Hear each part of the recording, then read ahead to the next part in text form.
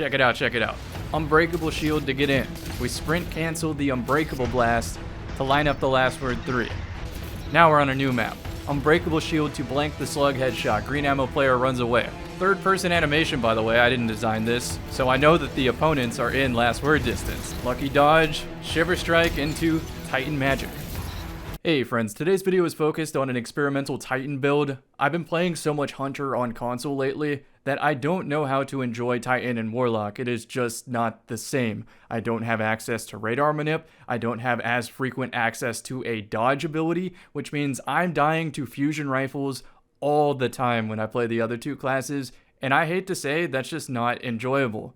So I have been searching relentlessly, not just for a competitive build on Titan and Warlock, there are plenty of those, but a competitive build that is also fun to pilot. I'm happy to report that after much trial and error, I think this is the closest I'm going to get to making Titan enjoyable, and I experienced probably the most losses I've ever had on Titan getting this tuned to where it needs to be.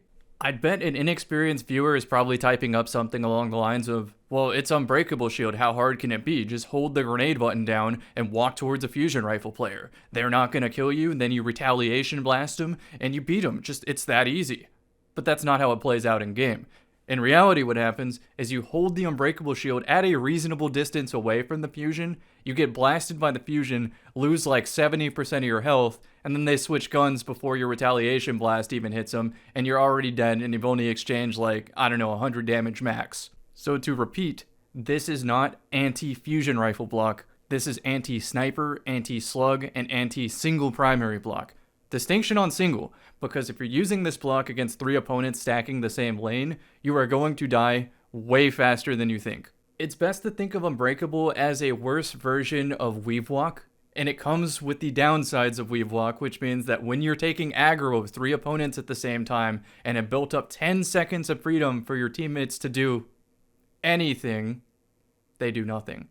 That is why I don't solo queue with Weave Walk, and why I should be saying I don't solo queue with Unbreakable, but I'm going to get into more reasons why Unbreakable is good, and some of them are not healthy for the game whatsoever. So now compare that playstyle that relies on my teammates doing something to my Hunter that it's random trials matchmaking, so the opponents can be significantly worse than me. Even if my teammates leave the match immediately, on my Hunter, it is still possible to win because it has all the tools at its disposal. It has invis for radar manip, so my opponents can't look at the top left of their screen to tell them exactly what angle to hold into stack.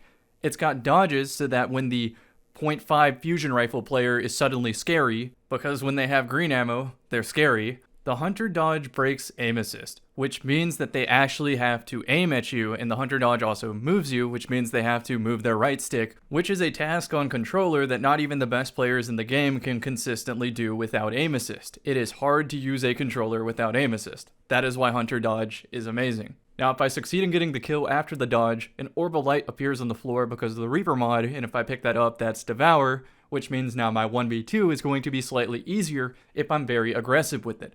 This is where either the Adagio perk comes into play on Camille's to take it from a 1 second time to kill to a 0.6, or that's where my special weapon comes into play, and then my abilities come into play, depending on if I have to keep a revive down or not. The Hunter flowchart, I got it solved, and I'm pretty good at it. I'm a one-trick pony on console, and that's what this video is. I'm trying to change that, trying to become more well-rounded. So back to Titan and Warlock. They do not have invis, they do not have Gemini Jester, they do not have radar manip, which means the opponent knows where you are, and that can be used against them. The goal with my Titan and Warlock play is to be able to, as safe as possible and as quickly as possible, cut space, create crossfires, and live when the opponents look at me and go, hey, that guy's alone, we should dive on him.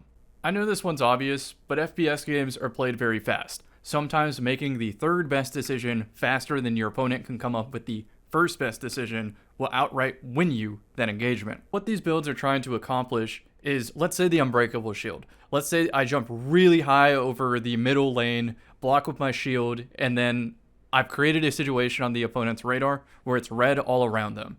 And that creates pressure on them. It's an uncomfortable situation, not to mention that if they just turn around and team one guy, they have an advantage for a second. And you're exploiting that uncomfortableness for one of the players to act out of sync, which creates an opportunity for you to be in the proper distance of a gun like the last word, while they don't have the proper gun to deal with the last word. Like if they just have a normal hand cannon or a pulse rifle out and you're in last word distance, you're gonna beam them. But if they have a fusion rifle, you lose. Which means that as soon as you see the fusion rifle, you gotta like tap into your fighting game player, react to the fusion rifle either with an ability like Shiver Strike to get out of the way, thruster, something like that, so that you can live to fight another day.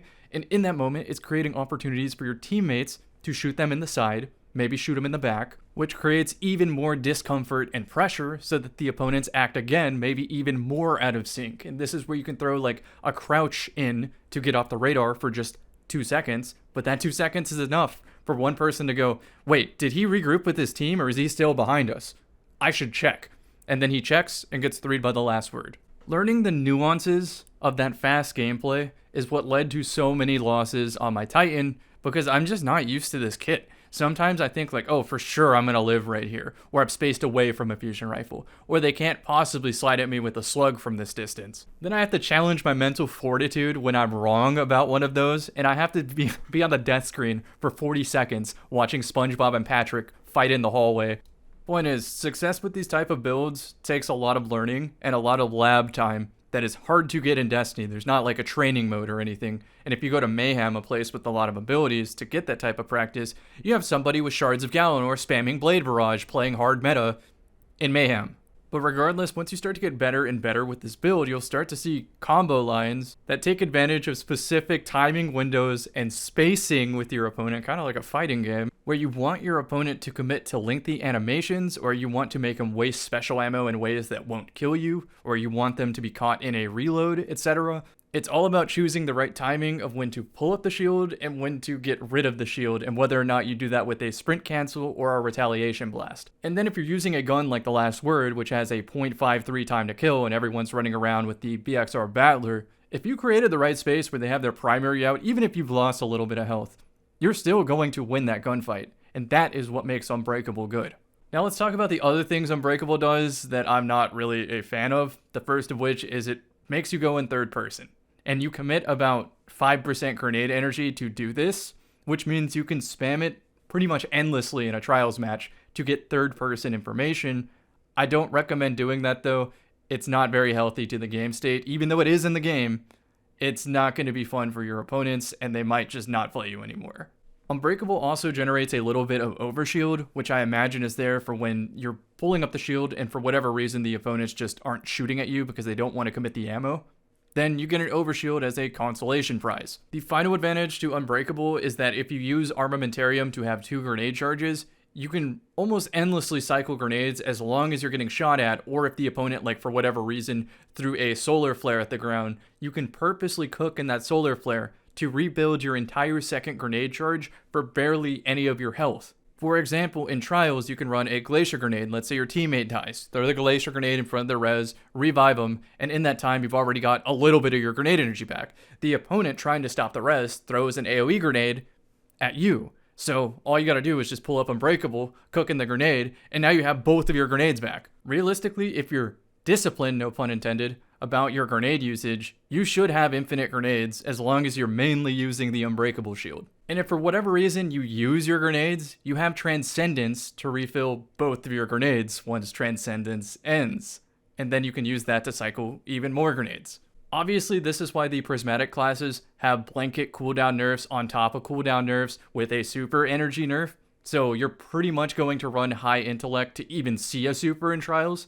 And that intellect has to come from somewhere, which means you're running less discipline. Even all that considered, I have more grenades in this class than any other class in the game. A quick note on Counterplay with Unbreakable and I guess Weave Walk, since they accomplish pretty much the same thing. This is not a locked loadout game. If this becomes a popular strategy, what they're going to do is they're going to switch off Chaperone if they're not able to slug headshot you anymore, and they're going to put on Conditional Finality and just win, with very little changing in their playstyle. You can also say the same thing with switching to a primary weapon, like from BXR Battler to Tommy's Matchbook, or Cerberus or something like that, to completely out DPS your shield. If Weave Walk ever becomes too obnoxious, Hunters are going to switch to Strand Dive, Titans are going to switch to either Void Titan Shoulder Charge, Shackle Grenades, Suppressor Grenades, something like that, and Warlocks will either mirror or they'll play Stasis to outright freeze both Unbreakable and Weave Walk. The best counter to a Weave Walker, though, is just to not shoot at them and just follow them. Make them waste all their charges on one mediocre play, or kind of like Destiny 1 self-res baiting. You're trying to create a situation that looks good enough to leave Weave Walk and maybe like shotgun you in the back or something, so you can fake this by following them, but instead of focusing your attention on the Weave Walker, start shooting at their teammates, then immediately turn to the Weave Walker, slide towards them with the shotgun, because chances are they're going to be exiting Weave Walk, which gets them stuck in animation. You also have to be aware of things like Lodestar and Teraba building up stacks off shooting your Weave Walk or shooting your Unbreakable shield. Not to mention that Lodestar in general might be one of the best guns in the game because it's hipfire accurate, has a burst damage setting, and then has a grind perk like Hawkmoon or Teraba. I just wouldn't be surprised if we see this as a top 10 most used trials weapon, although I don't expect both Weave Walk and Unbreakable to pop off with just how counterable they can be. So let's talk about the components of the build. The heart of it is Unbreakable. You convert your grenade by holding the grenade button down into a shield, and with Spirit of the Bear, you can walk a little bit faster with that shield, as well as the damage block gives you even more grenade energy. And then Armamentarium, so you can stack up 2 grenades. You're using the Unbreakable shield to get in to the optimal range with your primary weapon or your special weapon, depending on what the map and mode is. You can also ditch Spirit of the Bear and go for Spirit of the Ophidian to build into the idea of having as many passive boosts on your character at once. Knockout being a passive boost. It's not on a cooldown, you just get benefit. Then the Radiant Punch. Not on a cooldown, you just get benefit. Shiver Strike, as long as you're not using it to attack an opponent, the cooldown isn't too crazy, but at 1 strength, I am strongly considering going Hammer Strike. And then my grenade selection doesn't have to be Suppressor, but when it becomes Super Round at the end of the game, having 2 Suppressors is really clutch. But since I am not using a Barricade, I'm using Thruster, and since I am 5 Resilience, I'm also considering going Glacier Nade. But then there's also a reason to go Shackle Nade, which is I can ditch Facet of Blessing since I already have Knockout, and put on Facet of Solitude to make Tangles for just hitting my optimal time to kill with the last word or whatever weapon I'm using. Let's talk about Intellect. You can realistically run any of the supers, but in Trials specifically, I pretty much only recommend Twilight Arsenal because you're at least going to get a super, and you don't have to take the super to orbit either. Even in a 4-4 match where the enemy team has 3 charged supers, just open the round throwing the axes somewhere in the middle of the map for your teammates to use the axes to third person the opponent and to have something that can maybe pick a super before the super even pops. Then you can just throw suppressors and win the game that way. Or better yet, you can use the Transcendent abilities, maybe the round before, to guarantee that you refill both suppressors. And by the way, I realized that you can just swap grenades on the fly. Like for example, right before you pop Transcendence, you can switch from Glacier to Suppressor, use Transcendence, then when Transcendent ends, you have your Suppressor grenades. That can be kind of OP. One thing to mention though is outside of Trials, you can utilize Glacial Quake and still be able to block with Unbreakable. You can do the same thing with Hammer of Soul, which means that Thunder Crash and Blade Fury are less optimal, but it is worth mentioning that if you run Blade Fury, you can run Facet of Solitude to get that Tangle. So a lot of flexibility here on the options. I think ultimately I'm going to go Spirit of the Ophidian with Armamentarium. Unless I'm running Last Word, then I'm probably going to go Bear, because unlike my Hunter, I don't have to reproc Lucky Pants 24/7, so the handling on my special weapon doesn't really matter, since I'm keeping Last Word out the majority of the time. With all that said, that covers the components of the build. Now let's move on to gameplay that I think captures the essence of this build, and I think this is where the commentary ends, so enjoy the gameplay. I will see you in the next one.